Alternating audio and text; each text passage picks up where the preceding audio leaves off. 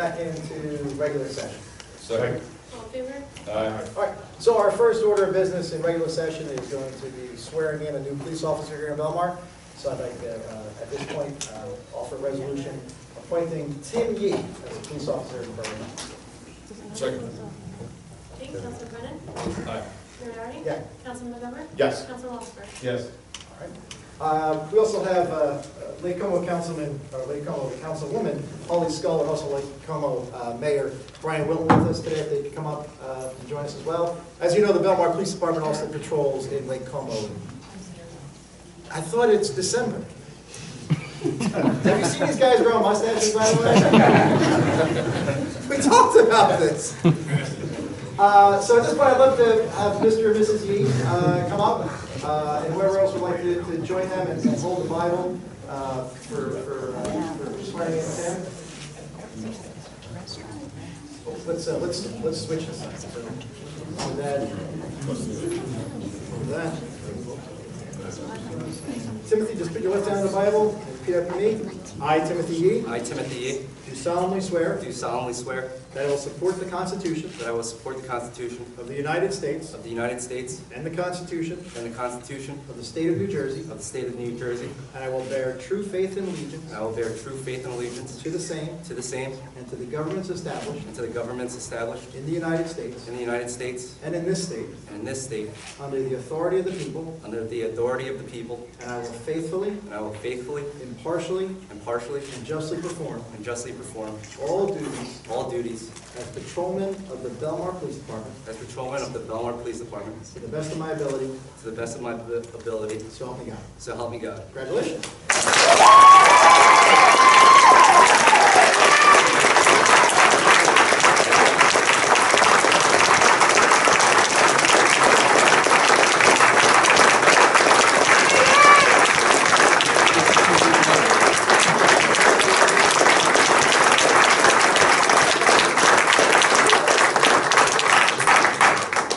They're calling out for you from the cheap seats. Gator. So as many of you may already know, Mikey is already a patrolman here in Belmar. How many years are you on the force now? Going on his 7th year. So it really is a testament to Mr. and Mrs. Yee that they have two incredibly dedicated sons who are serving the public here in Belmar. So let's hear it from Mr. and Mrs. Yee.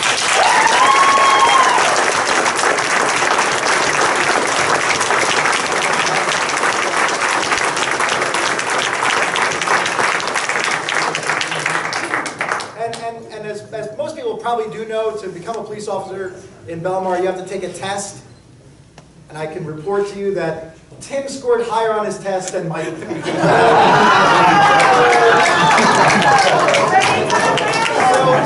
So we finally hired the smarter. So at this point, I'd like our chief of police, Andrew Heisen, to come up and say a few words as well.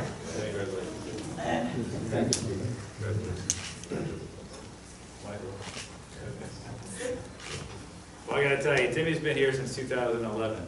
His application was given to him by his brother.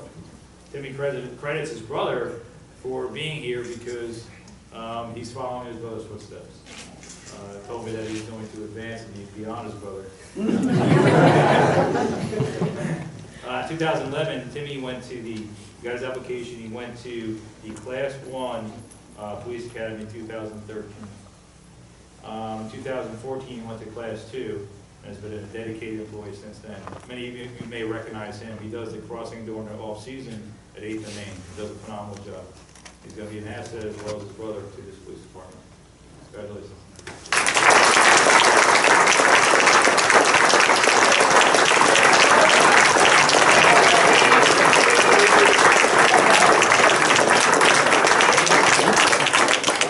It's been a long journey. Waited a long time for this. I'm thankful for the opportunity to work for this department, for this town. I just want to thank you, everyone, for the love and support. Appreciate it.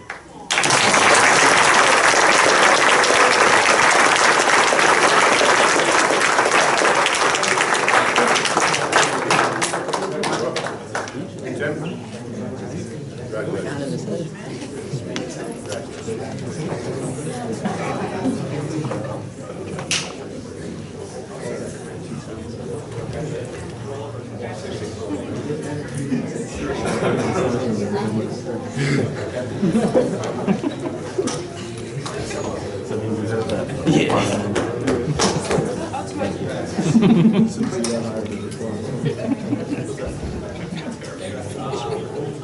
right, well, before we continue on, I know a lot of you are here for Tim, so if you guys want to exit out the back, please do that this time. You still need our mailbox.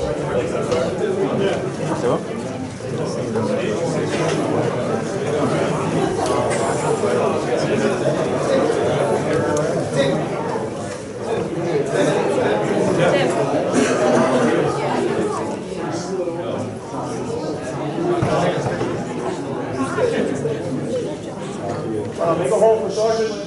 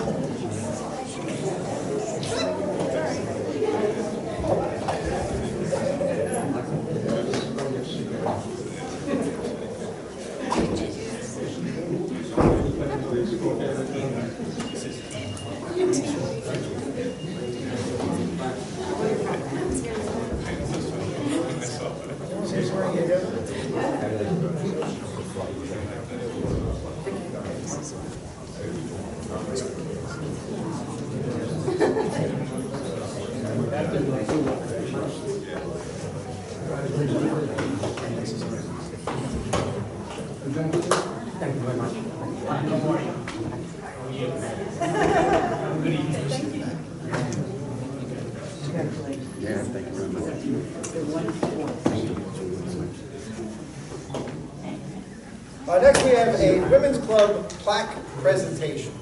So if the representatives from the Women's Club can come up to the front. Thank you, Women's Club!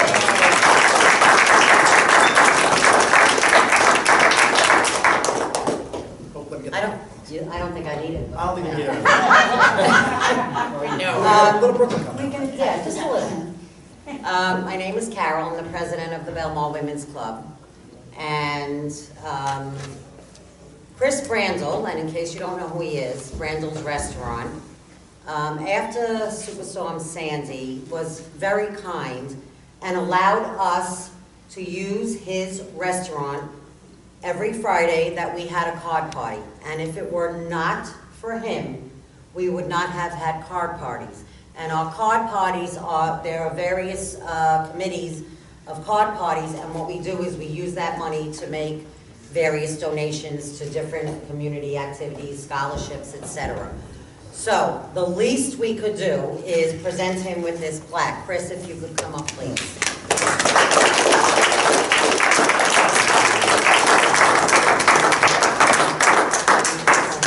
I'd like to read it, if I may. I'd like to read it. It says, Belmar Women's Club. Members of the Belmar Women's Club commend Chris Brandel of Brandel's Restaurant and would like to thank him for his generosity and community spirit.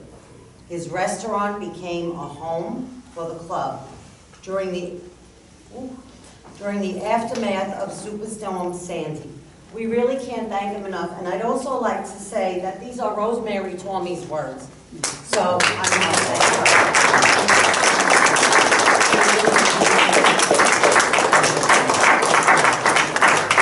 thank you.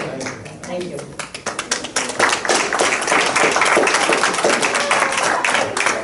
Thank you, ladies. Thank you, ladies. Thank you.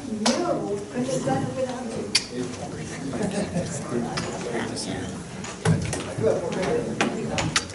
Anytime. Thank you so Anytime. much. Anytime. Thank you. Now the second one. Thank you. Do you miss us, Chris? Of course I miss you. Anytime. Come on back. Any Friday.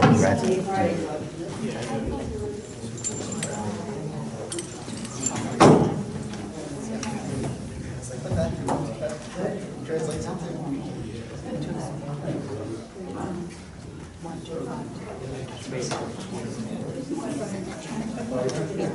Can I send it to you?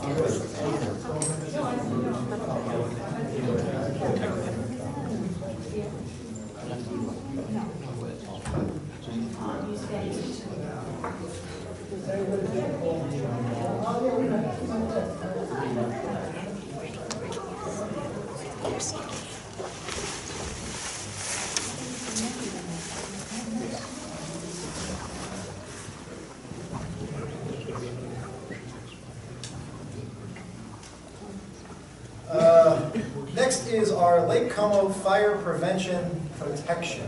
Colleen Conlon, would you like to explain? I'd be happy to. This is kind of an informal presentation, members of council. I wanted to brief you on recent developments with our neighboring Lake Como. They have approached us to consider entering into an interlocal agreement for fire protection and prevention. So to give you a little bit of background that I'm sure you don't need, obviously a little over 18 months ago, we took over contracted police services for the borough of Lake Como. Chief Heisman is here to answer any questions that you may have about the subject as well.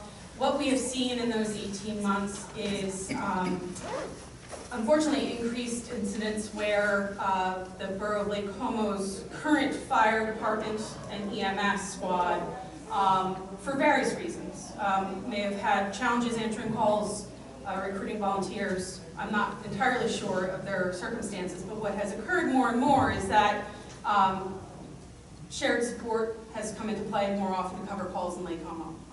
The borough of Spring Lake covered a good number of calls in the past 12 months. Borough of Belmar has, and they're at the point now where they are looking to enter into a shared service agreement with Belmar for fire protection.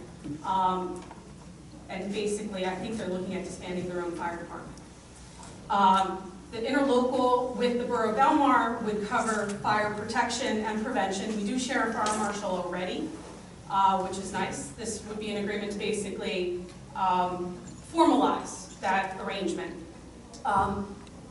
Essentially, what I have offered initially is that and this is again in conversation with our fire department, they are fully aware of this and feel that they are able to take on the shared service. We would bill Lake Como $30,000 a year, plus fire prevention services. So we'd be looking at an interlocal in the neighborhood of $35,000 to $40,000, and we would be back to you with that resolution if this is something that you want me to proceed in negotiating. How would this work? Well, it would work a lot how it's already working right now, Councilman. So what we're finding is if there's a routine fire call, or, God forbid, an actual structural fire, our police officers are often first on scene anyway. If the borough of Lake Como's fire department is unable to send their department to answer that call, the next tap goes out to our own fire department anyway. And so, largely, this is what's already happening. It's happening, though, under the auspices of mutual aid. This would be, again, to kind of formalize what's already happening, contractualize it, and Belmar would see compensation for that. So practically speaking now, we already provide the services because of mutual aid. This would just, I guess, put that into an agreement where we would actually receive some compensation for the services that we're providing for our home.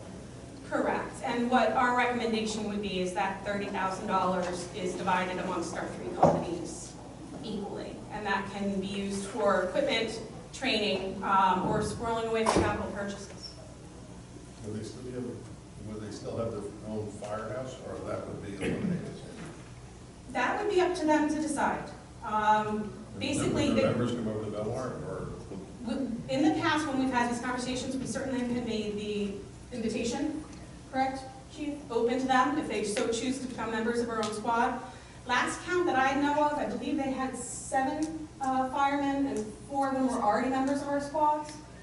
Yeah, they're joint members. Something like that. There were some joint memberships already. So there was a good number that were already serving in both companies. That would make that kind of thing pretty easy. Right. And so everybody would be invited to come over should they choose. What about their fire truck? Do we own that, or do they keep possession of it? And who pays for the upkeep of the fire truck? We do not have an interest in acquiring that vehicle, and so that would be on the town to decide what to do. On Lake Como. On Lake Como's decision. We have, as you all know, 3 companies, 3 houses, and sufficient vehicles to cover them. When do you think you'll be back before it's something more formal? My plan, if you want me to proceed with these conversations, I'll be back with an interlocal agreement and resolution, should be passed by Lake Como on December 28th, your next council meeting. So, You come to All right. us. Lake Como's meeting tonight, they are workshopping it as well. They meet again, I think it's on the 14th or 15th. So if they were to want to enter into this interlocal agreement, they would have to pass it first, and then I'd be coming to you with it at the last meeting in December. And it would probably start January 1. I believe they wanted to start as soon as possible. Have we contacted our insurance as to what increased liability we would have, agreeing to take on their fire protection? We have notified them that we're in talks until it becomes real. I don't have an estimate of what an increased premium will cost, but of course that is something that we would take into account in the interlocal.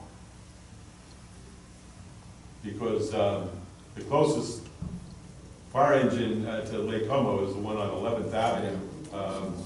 I know during a fire, time is of the essence, so would we suddenly get blamed for a longer response time? I will perhaps? certainly defer to the chief's expertise on the matter, but in my estimation, we are already answering calls in the neighborhood of North Boulevard and Ocean Avenue, so. Would it be accurate to say that right now, there really is no response from the fire truck, the fire department within Lake Como to their own calls? So right now, the truck on 11th Avenue Is the one answering. getting to the calls. 20th Avenue is already doing it. More often than not, yes, we are the ones answering the call. Right. But the responsibility is not on ours, it's on Lake Como's presently. So if we took them over, now that responsibility shifts over to us. True. I will tell you that I expected to see a market increase in our premium when we took on policing another community, and we did not see that.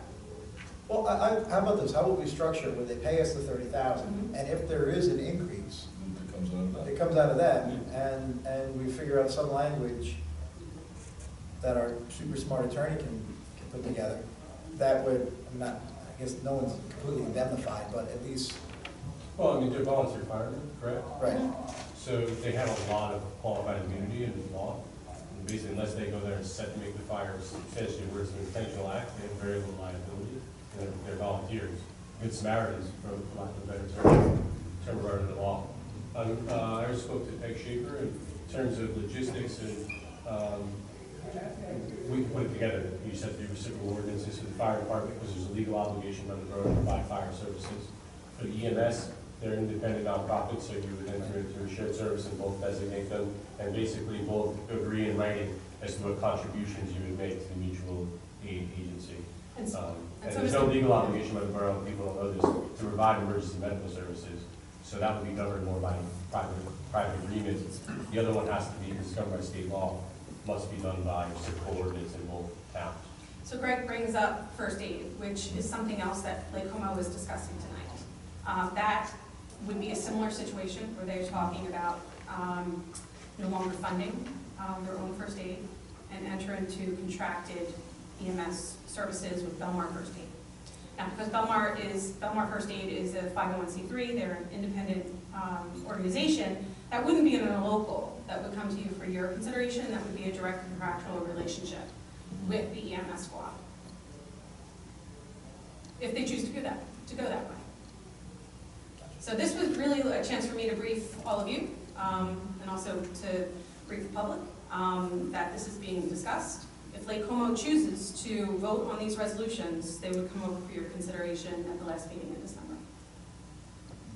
I'd like your suggestion about the differential on the insurance premium. I'm sure that can be worked out. Are there any other big questions or concerns that you want me to try to iron out before I come back? I think a good thing would be, are they going to workshop this tonight, or do you think they're actually going to vote on resolutions tonight? They have already workshopped it many times. They're doing another workshop discussion on it tonight with the intent of bringing resolutions forward at their next council meeting. Their next council meeting, not this council. Right. So I would say, I think it would be helpful for all the members of the council to have those resolutions Yes. before we even take it up official. Which is the way we structured it for this meeting to be a brief. Has anyone polled our Belmar firefighters and how they feel about this?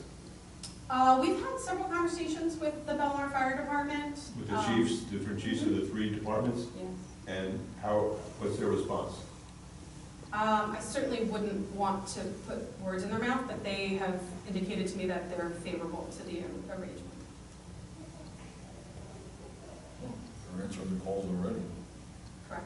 You know, so, I mean, I do agree. I mean, a little concerned about the fact that not necessarily the fire department on 11th Avenue, but the one up on 7th is so far away from certain parts of Lake Como. I just want to, you know, make sure that if we're going to take on that responsibility, that we're going to make sure that we cover that, we are really confident that we can answer any kind of call at any time.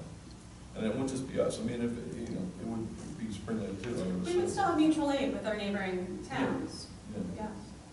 But so, we just want to make sure that, you know, when it's public safety involved, we want to make sure you got all your bases covered.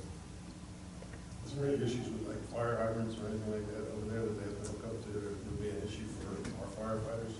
That is a good question, Councilman. We'll make that inquiry about their infrastructure. I know that they have invested. A lot of work. Yeah, they've done a lot of water infrastructure work these last 3 years, but we would be asking for a map of their utilities. We'll undertake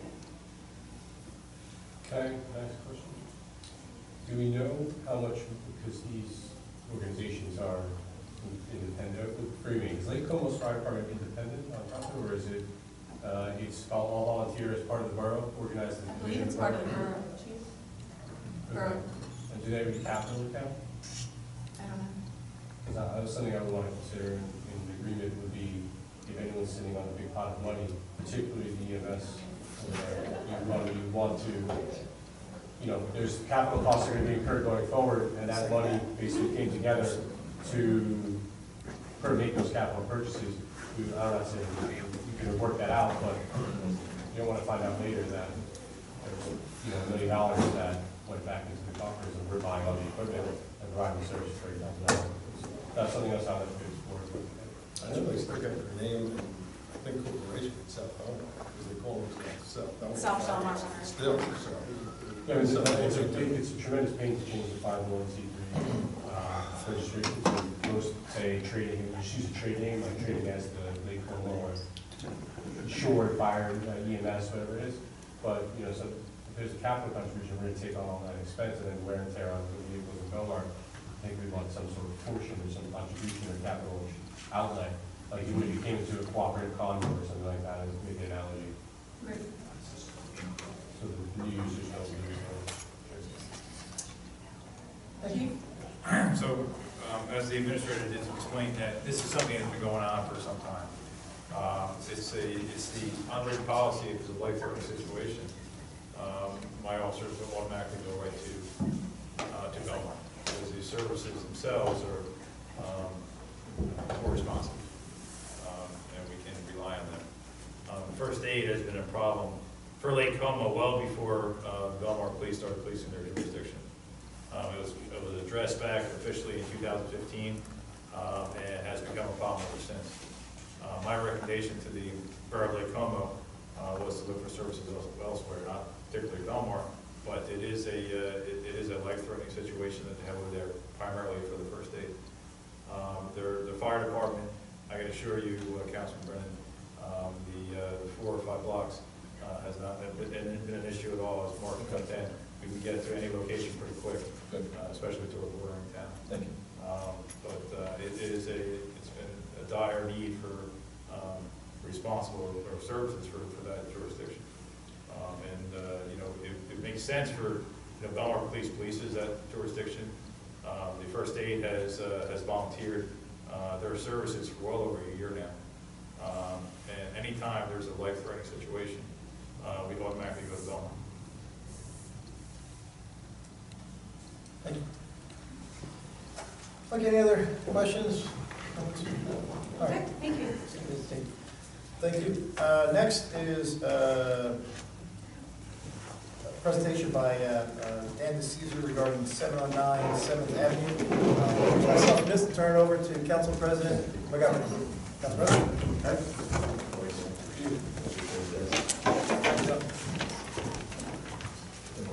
Sure.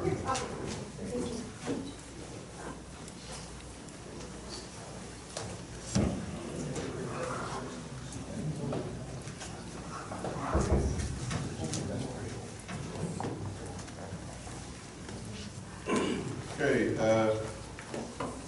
Mr. DeSare, how do you pronounce that? DeCesar. You just want to explain to the council Sure. what you plan here? I purchased the building approximately 5 years ago. This one was done in the standards practice on the bottom level of the resort.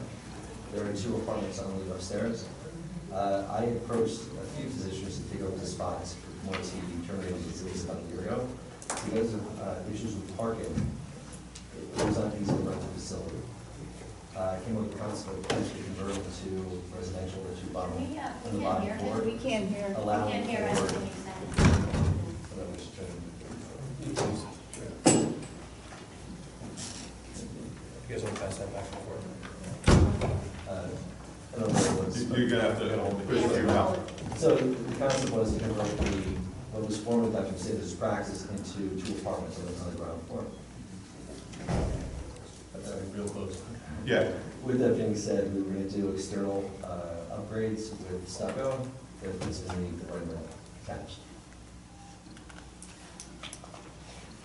So Dan, if I may, because we've had a few conversations with our redevelopment attorney and our planner. What we are seeing, aside from Mr. DeCesar's project, is as a result of the town-wide designation of an area in need of rehabilitation and the recent expansion of the redevelopment area, what council wished to see is starting to happen, which is almost pocket developments. So Mr. DeCesar has acquired the building. He's looking to do significant investment. He's looking to do 4 units of residential, I believe. There's 2 currently upstairs, 2 more additional. Correct. So it'd be a total number of 4 residential units. There's sufficient parking on site to accommodate that. This is not in the redevelopment area, but it is in the rehabilitation area. So essentially, this would follow the normal zoning process. What we wanted to do today is to bring this project to you so you would get a sense of what Mr. DeCesar is planning to do, and also consider, under the rehabilitation law, you have the ability to grant tax abatements short-term for these kinds of developments. What that would mean is instead of a long-term, let's say 30-year pilot payment, you could grant a 5-year tax abatement on the conventional taxes. What that does is allows the developer time to recoup some of their initial investment. It acknowledges that. It allows for a 20, 40, 60, 80 grade up back into 100% conventional taxes. The reason why that's attractive to consider offering is this is a parcel that right now, let's say, could be generating more tax revenue than it is at present. So by encouraging developers to invest in that parcel, giving them the 5-year tax abatement, should you want to consider it, helps them incentivize that investment, even outside of the redevelopment zone. Won't he still need to go to the planning board for this? It follows the zoning process, yes. Right. But he's just coming to us just to... To get your feel of the project, get any feedback that you might want to have, and also to give you that opportunity to see it, because later we may be coming back to you to consider a 5-year tax abatement. Usually they do that with condos. Are these apartments or condos? Apartments.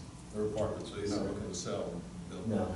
So you want the 5-year tax abatement just for the apartments? Could be an incentive, yes.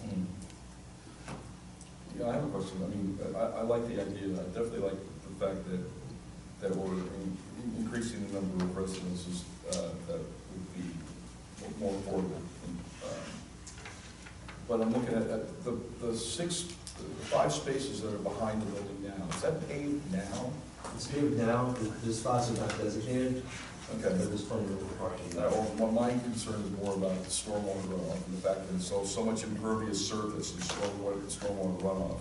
I would hope that in the development process you would move to address that. I think the first part you said? It's stormwater runoff. The fact that it's all impervious, I mean, when it rains, where's that water going? That drains currently, but I see what you're saying. Yeah, you want to make sure that it's drained correctly. The planning board will... Yeah, that would be part of the process. I want to make sure, kind of put it on the radar, so it jump right out of me.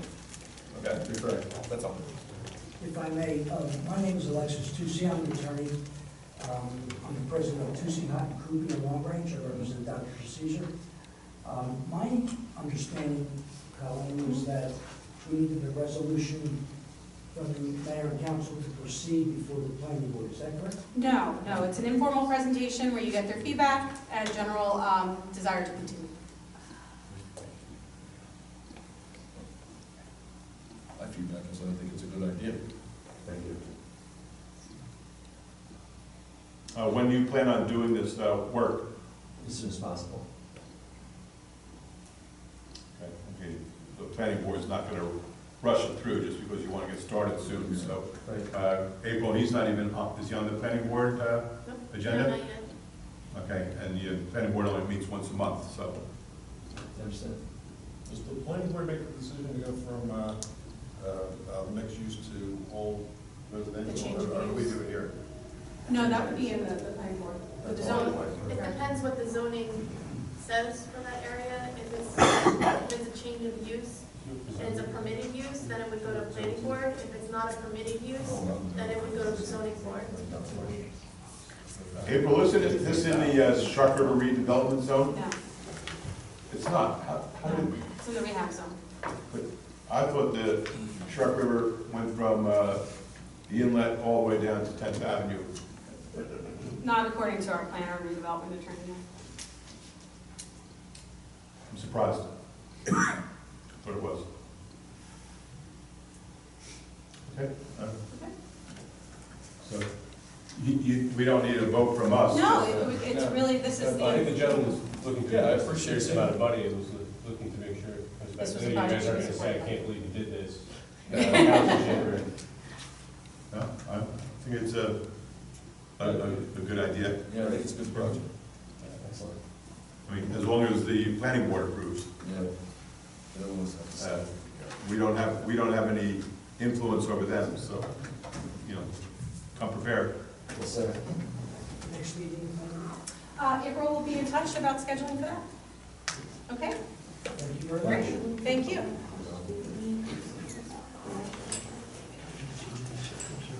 Thank you, Council President.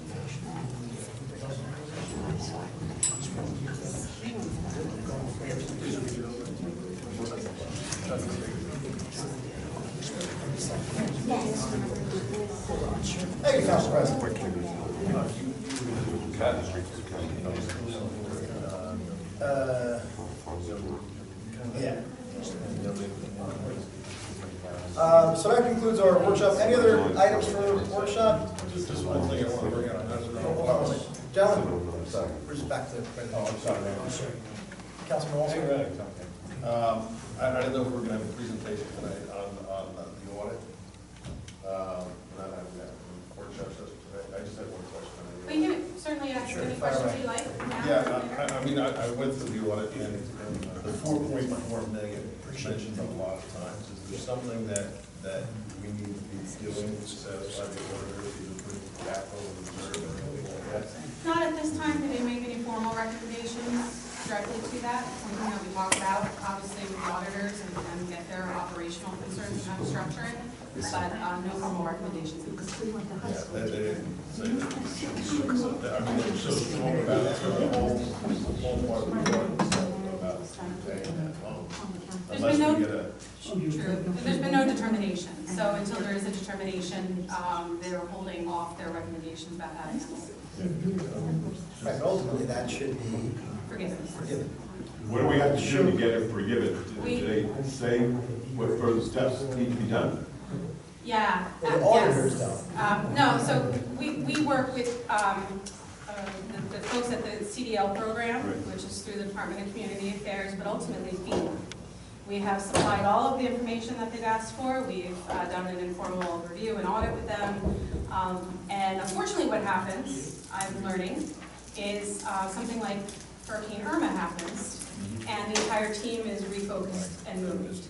So it's oftentimes a lot of communication, and then radio silence. So obviously it was a pretty rough summer for a lot of areas in the United States. And so FEMA is their attention is a little directed elsewhere right now, but I'm sure they'll be back in the next 6 months or so to talk. Yeah, it's just meanwhile, we just dot our i's and cross our t's. Absolutely. keep our fingers crossed that they don't want that money back. Correct. Well, Robin's done a very good job Yeah, she documenting, because the way that the community disaster loan works, and the way it's forgivable is that it's not given for increase in expenditure, it's given for a decrease in revenue. So that's why Robin is a tremendous CFO, to be able to show that decrease in revenue because of Sandy. But I think all the towns from Seabright down to Cape May, we're all in the same boat, waiting to see what transpires. And not that I'm like correcting you, Mayor, but it's actually less revenue, but also unreimbursed storm expenses. And so part of the FEMA closeout on the CDL loan cannot happen until all the project worksheets are fully closed out and calculated, right, where we can see what the town's actual liability is, right, to make sure that no cost is allowed. So that's part of the process as well. Right. And FEMA does the closeout, right? FEMA does the closeout. That's not something we do. They do that. Correct. And remember, it's all, and here's the kind of frustrating thing for us, it's all FEMA worksheets, so they're the ones who put it all together. Yes. They're the ones who give us the money. They're the ones who close it out, so we're kind of stuck waiting on their timeline. Yeah. But at the end of the day, it's I mean, if it wasn't for money from FEMA, Yes. it would still look like October 30th, 2012, so. And Councilman Brennan's correct. The closeout process is initiated by FEMA, and that same focus getting put towards hurricane-ravaged coastal towns right now also pulls specialists away from closeout. So we're as ready as we can be. We've done all of our due diligence. We're ready. We want closeout. We want the loan forgiven. We're ready to talk when they are. I mean, it was Irene. It was Irene before Sandy. And Irene, we're closing out now. It's closing Irene's out only being closed out now. now. And Irene wasn't, I mean, That gives you an idea how long it takes. relative to Sandy, Irene was a Yeah. a drizzle.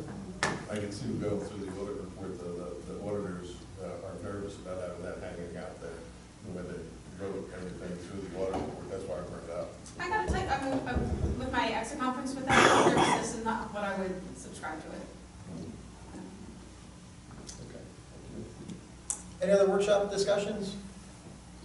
No? All right. One more thing, can I bring up? I know we're voting on the marina rates tonight. Yes. And we brought it up with the Harbor Commission about adding active and retired military to have the same discounts as the Borough of Belmar. And I know I brought it up at one of the meetings, but I don't see it in the rates that we're voting on tonight, and that could be changed. Yeah, the nice thing about, and I forget when Administrator Conley did this, but the nice thing that we can do is instead of having to do it by ordinance, we can do it by resolution. Oh, So, right. just like, we provide free beach access to all active military and their families, all veterans, we do that by resolution every year. We can do the same thing come January, February. This is, the reason why this needs to be done tonight is because people are going to renew their contract for 1 or 2 years by December 31st. So, and I would tell you that if someone renews and we pass this for veterans another 5% in March, I don't think we'd have any problem retroactively giving them back the 5% if you had time to pay in full. That make sense? So we'll have a further discussion on it at a later date? Yeah. All right. I think it's a good recommendation from the Harbor Commission. That's all I got. All right. Next is petitions. Any petitions for the mayor and council? That's it. Next, approval of the minutes. I have it right here. I move that the minutes of the regular meeting held on November 8th, 2017 be approved as recorded, and that a copy thereof be posted on the borough's website. Second. All in favor? Aye. Next are reports of council. Council President McGovern, would you please do us the honor of kicking us off? Okay, I'm going to just mention 3 young people from town that have gotten some very good recognition lately. Darren Mabry, basketball player family, was just voted on to the preseason All-American high school team. And she will be going to Virginia Tech next year on a full scholarship. She's a senior at Manasquan High School.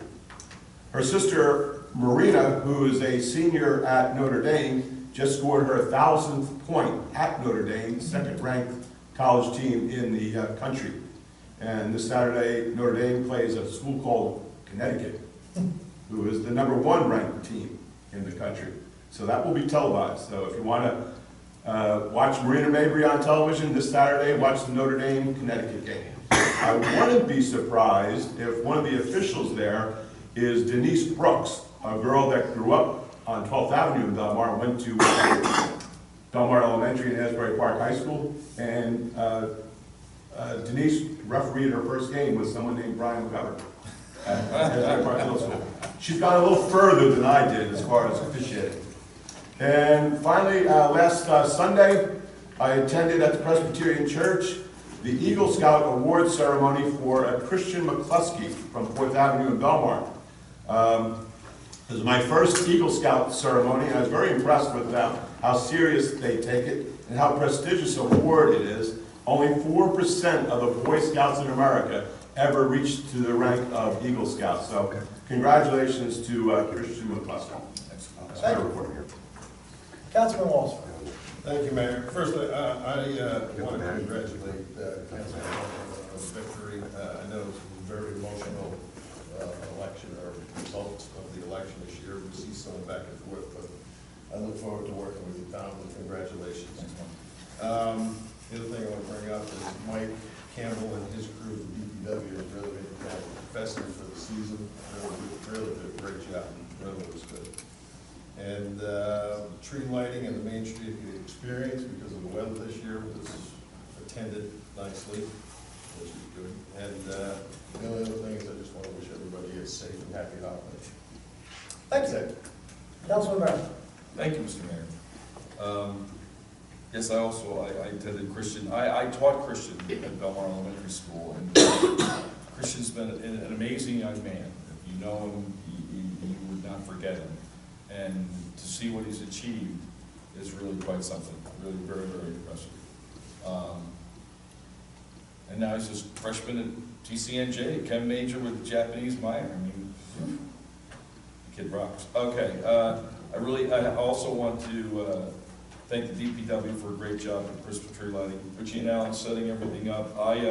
Because I'm filling in for Betty, the chorus director over at Belmar Elementary School, she's on maternity, so I got to direct the chorus at the Christmas tree lighting. I haven't done that for quite a few years, and it was really quite a treat for me. And it was just great fun. Belmar Bagel did the hot chocolate, and the fire department. I had a huge line for the fire truck rides, like really, really long line. Everybody just seemed to have a wonderful time. The weather was great, really perfect. And also, again, I want to echo Councilman Walsh's remarks. The weather on Saturday made it, the Main Street experience a really great event. I think the BBP did a great job using social media to advertise it. That was one of the big draws. They used social media quite extensively and really got a great crowd. It was very, very well organized. It was very well advertised. And the people I talked to that attended different events were very, very impressed, very pleased with the things they did. And I want to thank Councilman Walsh for first kind words. Really appreciate it. I want to congratulate Mr. Valerio for running such a positive campaign. He did raise some very important issues, and one of the things I want to make a point about saying is that, you know, the fact that the election was so close, it says a lot about where we are as a community, and I want to really make a promise to everybody that one of the main things I'm going to try to do is to treat everyone with respect. I might not agree with you, but I don't have to be disagreeable about it, and we, work so that we can all do that kind of thing. Thanks. That's my report. Thank you. I also want to echo Councilman Walsford and congratulate Tom Brennan on winning re-election. Tom proves that every vote counts, and most surely in this election. But congratulations, and it's great to know that you're going to be serving again for another 3 years on the dais. You know, people only see us once, twice a month for about an hour each time, but the amount of time and effort that Tom Brennan puts into this town is really remarkable. And I would argue that of the other 4 of us up here, he is the closer to the community than any of us, just because he's a teacher at Belmar Elementary School interacts with the children and all their parents. So, he is truly dedicated to this town, so I'm very happy that he's going to remain on the council. One of the things, and Councilman Walser mentioned the Main Street experience. One of the things that I think that was really remarkable about that is it was really just the businesses coming together on their own. The town, we didn't do anything, right? We did very little, and they organized it, they promoted it, and it's, we don't have a chamber of commerce in Belmar. That's been long gone, so it's really remarkable that these businesses were able to coordinate amongst each other, because sometimes small businesses fight with each other, believe it or not, and work together and promote a really terrific event. I mean, one of the businesses, Nostalgic Nonsense, is here in the back, and she was open until I think 9:30, 10 o'clock. So congratulations to them, in particular JB Couture, the cupcake place. They put their heart and soul into this and spent a tremendous amount of time and effort to make sure it was a success, and it was. I know, one of the things that we talk about are just the little things in town. And, if people hadn't yet, you got to start looking at the fences that are now up around the field by the school, and also at our parks. And again, it sounds silly that a fence, a black chain link fence, would make a positive impact, but it really makes it look much nicer. And the fact that Colleen somehow was able to get a company to do 4 different places at $75,000 or $80,000 is really remarkable. So thank you, Colleen. Lastly, the Monmouth County Planning Board has selected the Marina Grill to receive its 2017 Planning Merit Award. That's going to be next Monday, the following Monday, December 18th, out in Freehold. I don't believe we've ever earned an award like this. So congratulations to Marina Grill. While we didn't really have anything to do with it, it's their own money. We're perfectly content to take some of the credit for it. But congratulations to Chefs International. And we always think it's a great addition to town, but it's nice to see folks out of town recognize it as well. That is all for me. And again, as Councilman Walser said, just want to wish everyone a very happy, healthy, safe holiday season over the next few weeks as well. So that's all for me. Next is the public session for the resolution calendar. We don't have a ordinance calendar. So resolution calendar, anyone have any comments, questions on the resolution calendar, raise your hand. We can call on, come to the microphone, state name and address for the record, and whatever you like to ask or say about the resolution calendar. Seeing none, I'll make a motion to close the public session of the resolution calendar. Second. All in favor? Aye. I'll excuse myself from the first two. Okay. I make a motion to approve the resolution authorizing the payment of bills. Do I have a second? Second. Councilman Brennan? Aye. Councilman Walsifer? I just got one comment before I vote. The $142,000 to the Gibbons firm, are we getting any insurance money back for that? We are, yes. The agreement we have with the insurance company on the coverable claims with regards to the Harmon suit. We pay the bill to Gibbons, and then I submit those bills, paid bills, to the insurance carrier, and we will get a portion back. All right. Are we in any kind of serious talks, because these bills are really adding up? I mean, are the attorneys in any kind of serious talks to try to get some kind of resolution? Well, actually, what's positive is since our settlement with Loco, the Harmons have dropped several of their claims against us. So really all that is pending now is the federal suit. All right, I'll vote yes, we have to pay the bills. Councilman Goodburn? Yes. Next, I make a motion to approve the resolution authorizing an agreement between the Borough of Belmar and the Monmouth County SCAT project for 2018. Do I have a second? I'll second. Councilman Brennan? Yes. Councilman Walsifer? Yes. Councilman Goodburn? Yes. Thank you, Council. Next, resolution authorizing the calendar year 2018 Special Improvement District budget and setting the hearing on the budget. I'll offer this resolution. Second. Councilman Bennett? Yes. Mayor Doherty? Yes. Councilman Mossberg? Yes. Councilman McGovern? Yes. At this point, I'll offer the consent agenda. We discussed the marina fees. And if I could, there is a typo in that resolution that I fixed, but I just wanted to state it on the record that we talk about allowing for slip holders to lock in the 2018 rate for the following year if they sign a 2-year contract. Obviously, I meant that second year would be 2019. Yeah. So we fixed that. And we're also reappointing one person to the Housing Authority. And we are not changing the prices for seasonal beach badge fees. Nope. Even though those senior prices are a little low. Such a ridiculous. Let's slide. Love it. So I'll offer the consent agenda. Second. Councilman Bennett? Yes. Mayor Doherty? Yes. Councilman Mossberg? Yes. Councilman McGovern? Yes. One last thing before we have public comment. Our new assemblyman, Ned Thompson, was supposed to be here tonight. Unfortunately, he had to leave.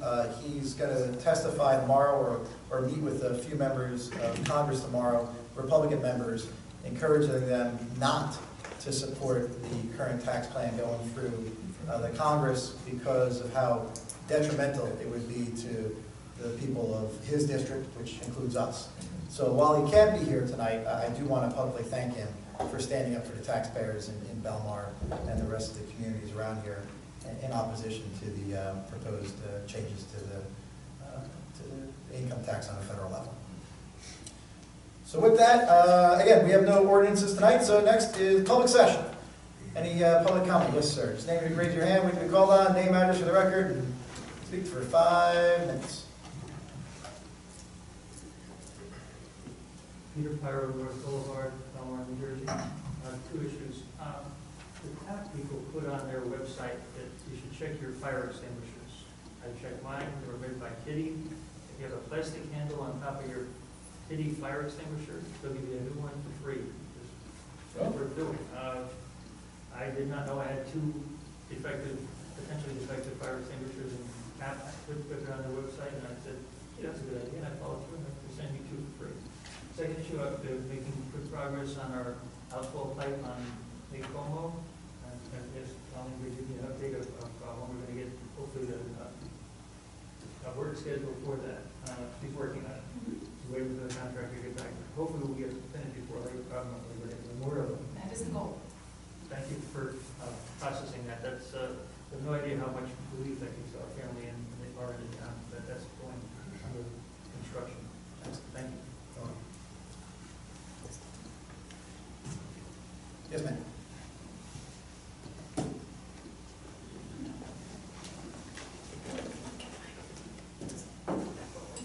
The mic's not working, you can't hear anything back here. So we turn it off. Christine Carlino, 15th Avenue. I was wondering if there's any update on the stop signs for B&D streets. We still have a speeding problem on our streets since the one-way was implemented. The stop signs will be purchased, but they have to be purchased in the 2018 budget. So we're going to allocate the money for it in that budget. We also need to pass ordinances, and we have to do it in the same calendar year. So if you pass an ordinance in 2017, there's a 20-day window after the second reading. The estoppel period, and if the estoppel period ran into 2018, we have to do it again. So we need to do those 2 things at the same time. So we will address it. We're going to put them on B&D as we promised. Okay, excellent, thank you. Now, real fast. Yeah. What was it? You have a place on 15th, Yes, and you rent it out. it's a 2-family, yes. All right. And you're looking for tenants. I saw this online somewhere. I'm giving you an opportunity to shout out your place. Yes, vacationinbelmar.com. Tell your friends to go. Weekly summer rent. You got scared there, right? Just got to raise your hand, wait to be called on, unless you're past texted.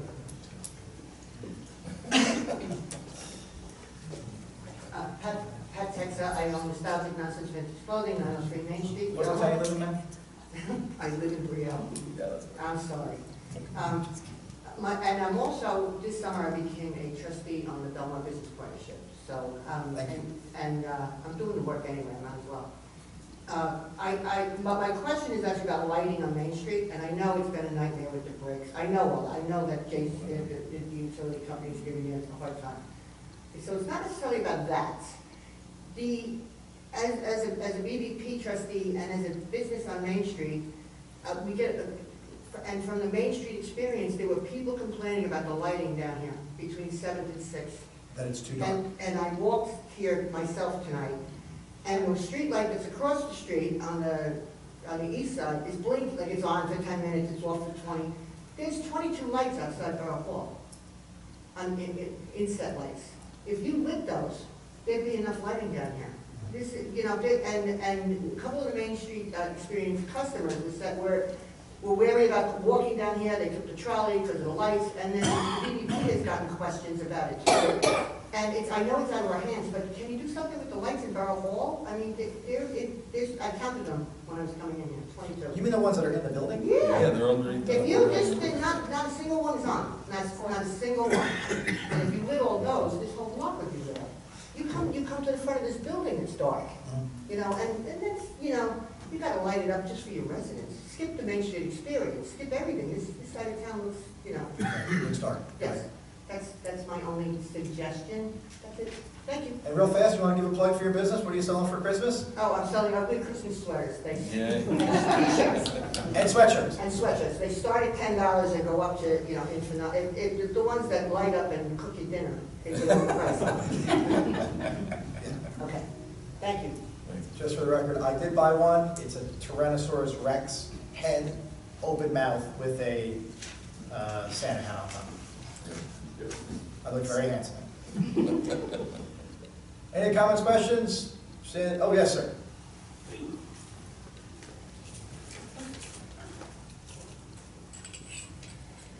Good evening, Louis Williams, BMR 13th Avenue. Just wanted to send my congratulations to Councilor Brennan for his victory, and looking forward to seeing him for the next few years on the council. Thank you. Thank you. Thank you.